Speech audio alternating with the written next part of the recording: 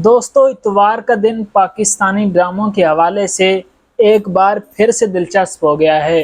3 बड़े बड़े ड्रामे एक ही दिन ऑन एयर हो रहे हैं। जानिसार, फिर अब जर पत्तों के बन और जेंटलमैन, एक से बढ़कर एक ड्रामा है।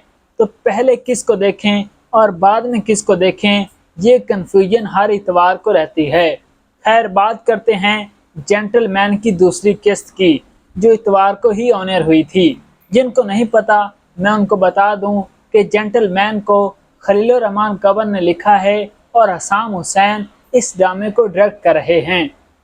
हुमायूं सईद और यमुना जैदी मरकजी किरदार निभा रहे हैं और साथ अदनान सदीकी, अहमद अली बट, जाहिद अहमद और सुहाय अली अबड़ो सपोर्टिंग कास्ट में शामिल हैं।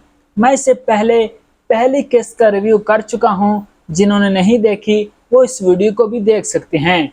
तो जैसे मैंने कहा कि जेंटलमैन की 2 किस्तें ऑन एयर हो चुकी हैं, तो आया जेंटलमैन की 2 एक साथ जो इसकी हाइप बनाई गई थी उस पर पूरी उतरी या फिर नहीं।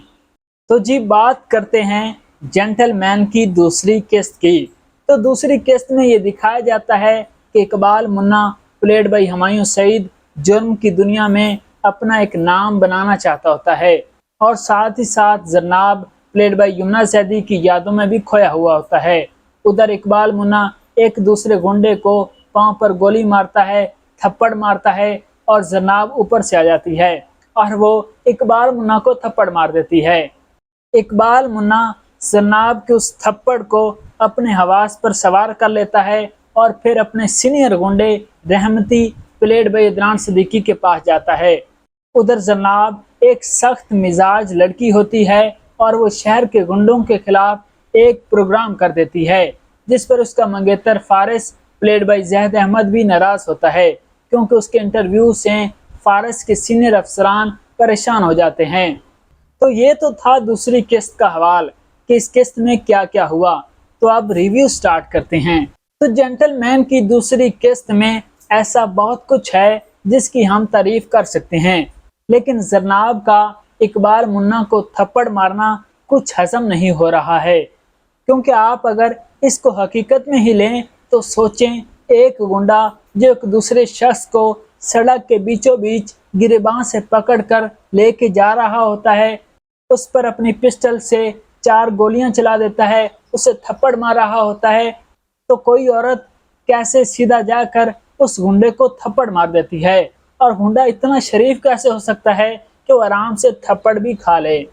ये बात वैसे हजम तो नहीं हुई, लेकिन मैं एक बात ये कहना चाहूँगा कि जो लोग उन पर तनकीद करते हैं कि खलील साहब ख़वातीन की इज्जत नहीं करते, उन्हें 2 टके का बोल देते हैं, तो खलील साहब की तरफ से ये थप्पड़ उन लोगों के लिए था।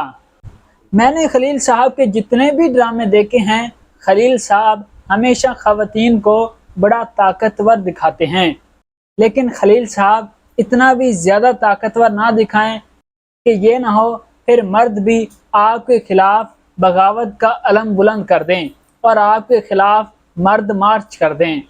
लेकिन जो भी है, यमुना ने स्क्रिप्ट के मुताबिक अच्छी परफॉर्मेंस दी है, जिस पर उसकी तारीफ बनती है।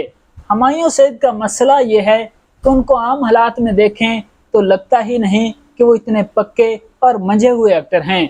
थप्पड़ के बाद जो उनका रिएक्शन था वो बहुत ही उम्दा था, लेकिन ये बहुत अजीब था। यह इस करैक्टर की शराफत की बात थी कि गुंडा होने के बावजूद वो एक लड़की से डांट भी खा लेता है और बड़ी ही आसानी से थप्पड़ भी खा लेता है और बदले में कुछ कहता भी नहीं है, बस कहता है तो आई एम सॉरी। फारिस का किरदार निभाने वाले जाहिद अहमद भी अपने किरदार के मुताबिक अच्छे नजर आए थे।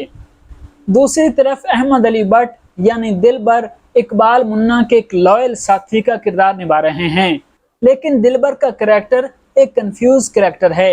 एक तरफ वो चाहता है कि इकबाल मुन्ना को मेरी तरह प्यार हो और फिर मेरी तरह उसी का हाल हो, दूसरी तरफ वो ये भी चाहता है कि इकबाल मुन्ना को कोई तकलीफ ना पहुंचे। लेकिन मैं आपको प्रिडिक्ट कर रहा हूं कि दिलबर का करैक्टर, जो अभी शायद इतनी अहमियत का हामिल ना हो, लेकिन आगे बढ़कर इसकी इम्पोर्टेंस और बढ़ेगी और ड्रामे के इख्तिताम के करीब हर तरफ दिलबर दिलबर ही होगी। क्योंकि मैं खलील साहब को और उनकी राइटिंग्स को बहुत ही अच्छे तरीके से जानता हूँ, और वो आखिर में कुछ ऐसा करेंगे कि पूरी ऑडियंस एकदम से हैरान हो जाएगी। रहमती का किरदार निभाने वाले अदनान सिद्दीकी अभी बहुत ही उम्दा तरीके से अपने किरदार के साथ बहुत ही अच्छे तरीके से इंसाफ करते हुए नजर आ रहे हैं। मुझे ऐसे किरदार हमेशा से बहुत पसंद होते हैं जो जरा विलन टाइप वाइब रखने के बावजूद कॉमेडी को अपना हथियार बनाते हैं, जैसा कि अदनान सिद्दीकी कर रहे हैं। अभी तक जो इन दो एक साथ को लेकर मेरा एक्सपीरियंस है वो ये है कि बहुत ही उम्दा तरीके से इस ड्रामे को फिल्माया गया है, ऐसे जैसे कोई बॉलीवुड की फिल्म हो, जिसको देखने का भी बड़ा मजा आ रहा है। 36 मिनट की किस्त का पता ही नहीं चलता कि कब खत्म हो गई है, लेकिन आपको पता है कि शुरू में कैरेक्टर्स के साथ ऑडियंस का जुड़ जाना जरा मुश्किल होता है।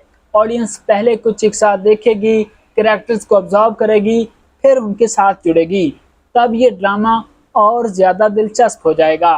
लेकिन बस मेरी इस ड्रामे को लेकर एक ख्वाहिश ये होगी कि इस ड्रामे में कम से कम थप्पड़ पड़े।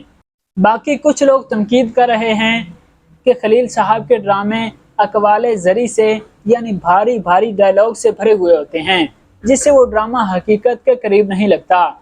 उनसे मेरी एक अदना सी गुजारिश कि खलील साहब को जब उनके डायलॉग्स की वजह से ही जाना जाता है और उनको पसंद किया जाता है, और दूसरी बात ये कि पहले आप सोचकर ये ड्रामा देखें कि ये ड्रामा है और खलील साहब का लिखा ड्रामा है, तो आपकी सारी शिकायतें दूर हो जाएंगी।